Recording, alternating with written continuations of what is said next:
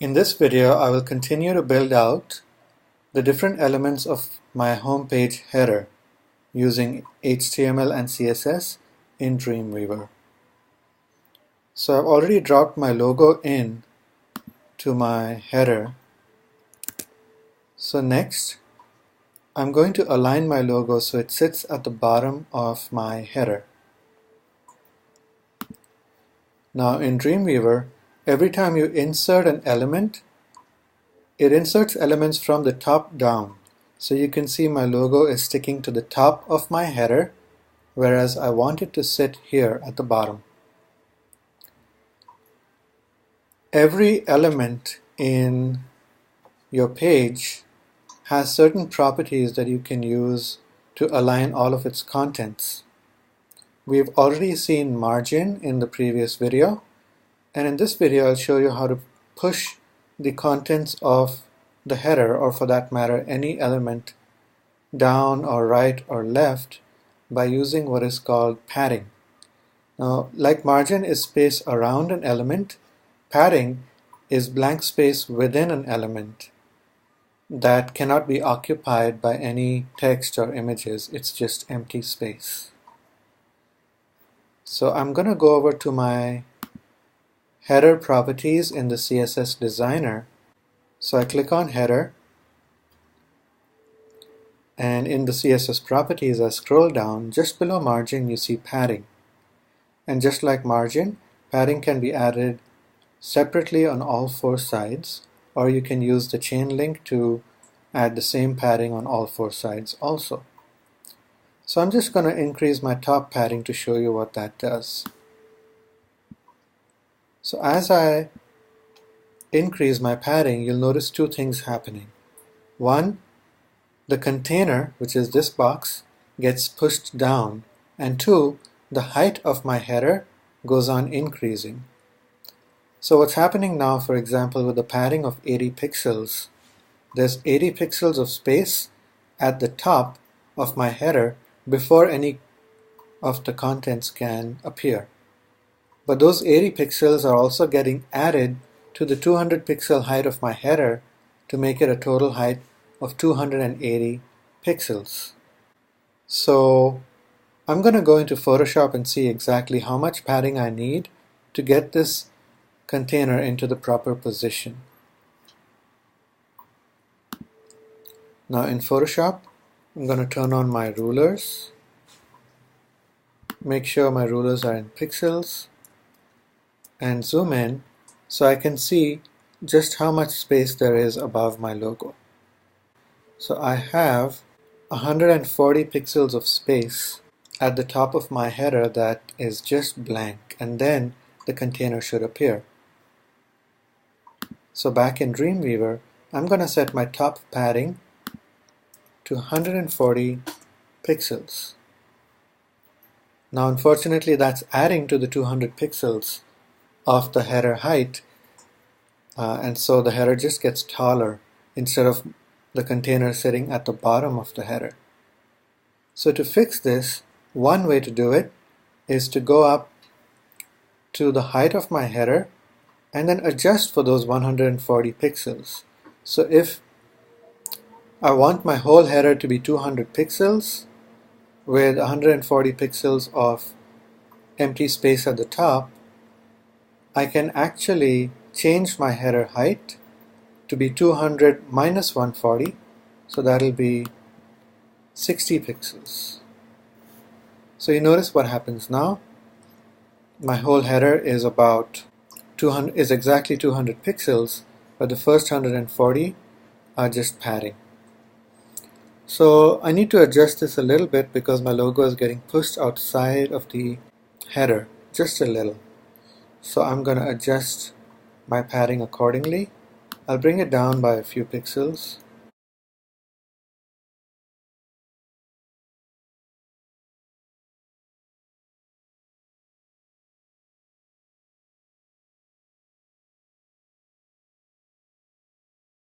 So 126 pixels of padding and 74 pixels of height gives me a 200 pixel header, and my container is now sitting at the bottom.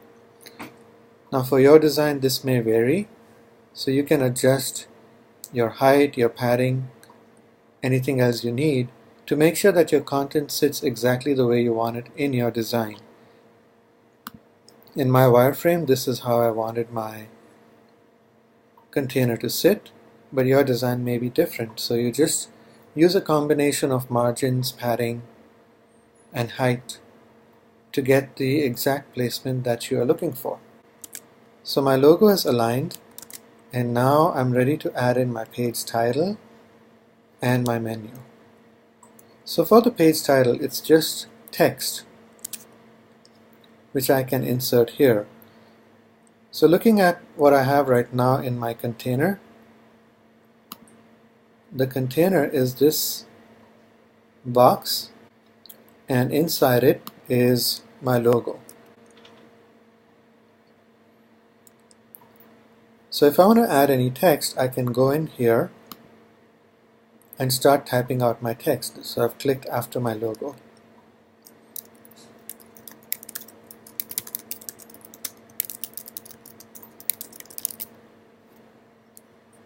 So this is my text. Now to be able to position my page title correctly, the best approach is to turn it into a div. Just like I had a div for the container, I'm going to make a div for my page title. So I select all the text and I go up to Insert, Div. And one way to insert a div is to wrap it around whatever you've selected. So that's what I'm going to choose here. Wrap around selection. And when I click OK, you see it jumped to the next line, because when you have a series of divs in your page, they're usually displayed one below the other. But we actually want these two to be side by side, so I'll show you now how to style my page title so it shows up on the right side next to the logo. So like any other div or page element, if I want to style it, I need to first give it a name so I can make a selector for it. So I'm going to come down to my code here, click inside where it says div, and then I'll give it an ID. So I can just type a space,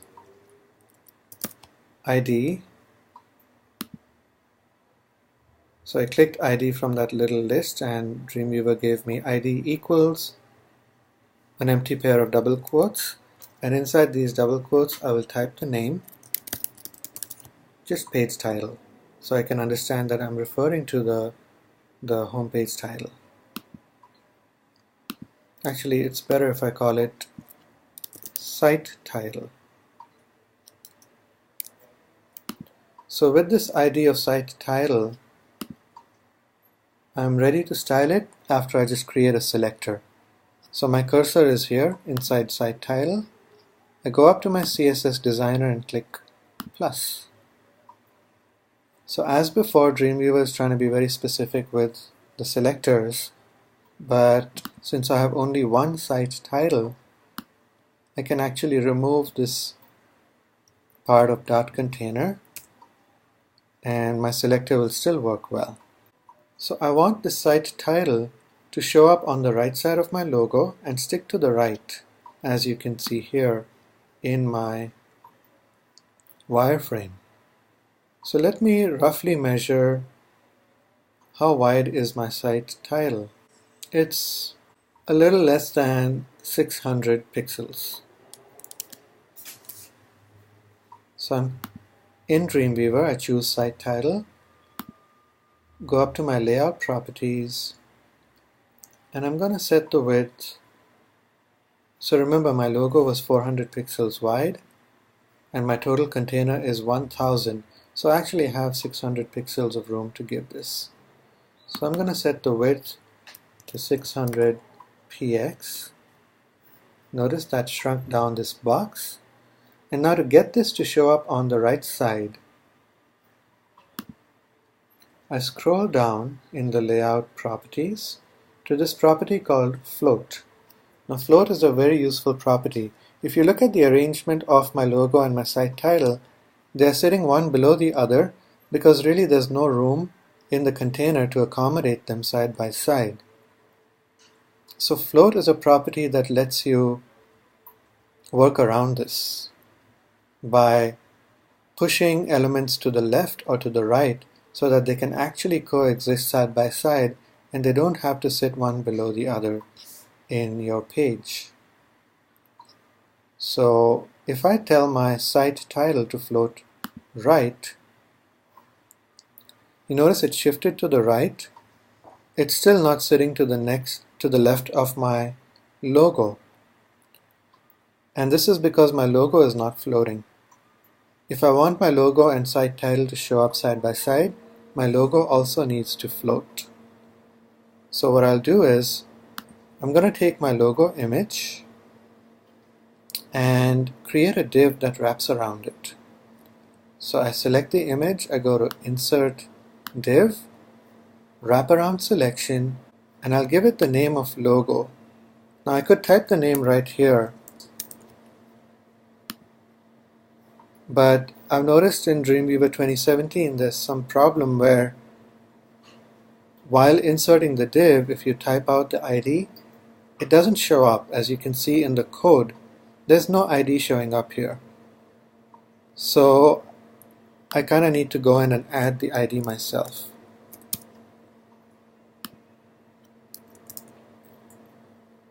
So now I've added a div of logo ID just around my logo image.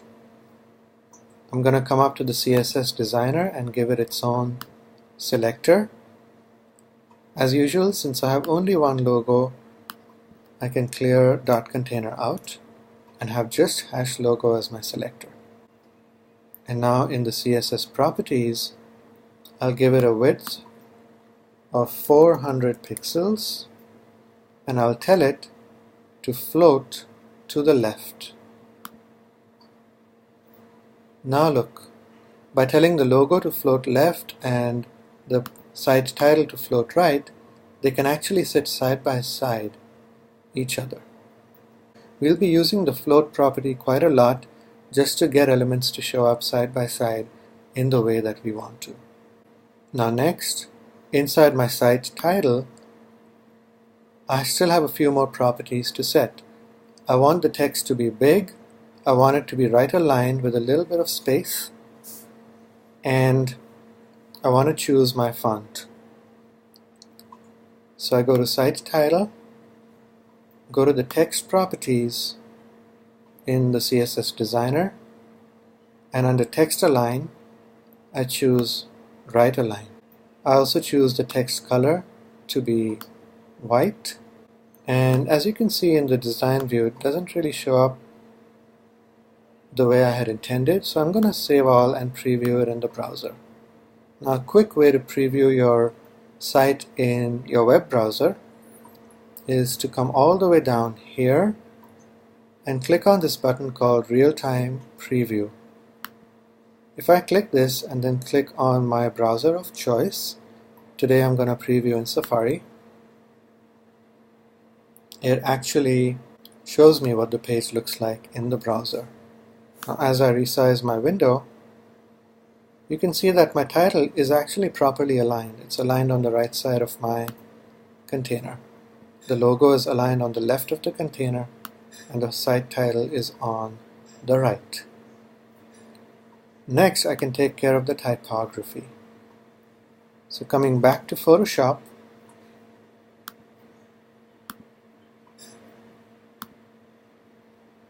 the font I've chosen here is called Leto, and it has a size of 33 pixels. And there's two different weights, regular and light.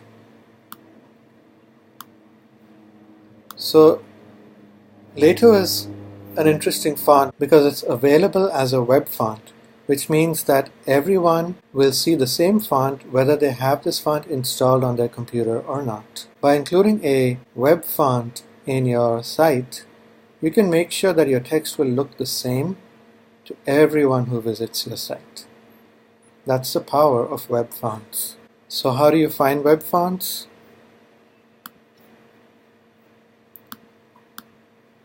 what I usually do is go to Google Fonts and I find the fonts here. So Lato is here and it's available in all these weights. So of course I have the font installed on my computer, that's why I could create it that way in Photoshop. And once you find a web font that you like, you just go and search for where you can download it. All the fonts on this website, the web fonts, are free on Google Fonts. So if you like Lato, for example, you just Google where can I download, because the Google Fonts does not allow you to download fonts, but it gives you the code that you need to integrate that font into your website. So you can download it, the way you normally download fonts, and when you're ready to use it in your website, you come here to the font page where you found it on Google Fonts and say select this font. Now down here you will see all the fonts that you have selected, and you see some code that you need to put into your web page so that you can use this font on your site. But before I do that, I want to choose two different weights of my font. So I go to Customize and I choose Regular and Light. Now the more weights I choose, the more I increase the load time of my web page. So with only these two font weights chosen, Google tells me that the load time of the fonts will still be pretty fast. And now I go back to the embed page, so it includes both the font weights that I had selected. So there's two steps to including Lato in my website. First, embed the font. So I'm going to copy this code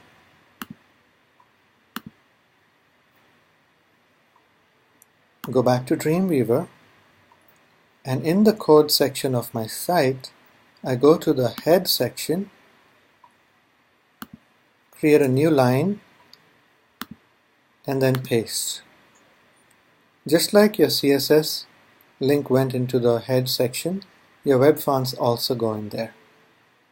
So that was step one, to actually embed the Lato font with two weights into my page. The next step is to actually use it. So in my CSS designer, I'm going to go to Site Title, go to the Text Properties, and under Font Family, I'm going to type Lato. Now nothing changes in my design view, but if I change to live view or if I preview in the web browser, I will see the Lato font appear. And remember the size from Photoshop, it was 33 pixels. So I'm going to specify my font size, 33. And my font weight is going to be light. Now if you notice in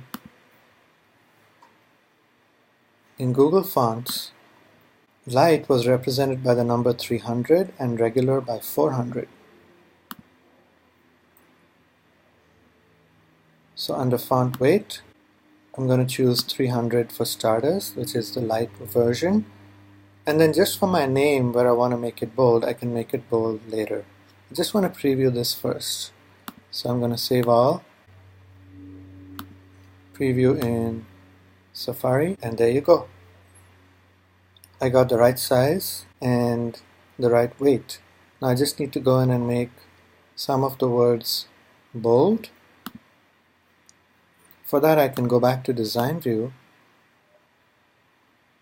select the words that I want to make bold, open up the Properties window, which is under Window, Properties, and click Bold. Now let's preview this. I'm going to save all and preview. So now you can see my font in two different weights, the light and the heavier one. So just to sum up, so far I've used a combination of padding and height to position my container the way I wanted it. I created divs for my logo and for my page title so that I could use the float property to align them side by side. Now, if it wasn't a div, I wouldn't have been able to use the float property, so it's kind of important that it's a div. And then I chose a web font with 2 different weights and set my page title, my site title, in that font. So in the next video, I will show you how to create the menu and also add some placeholder links. Even though I don't have all the pages created yet, I can still add dummy links and then test it out to see the look and feel of my top menu.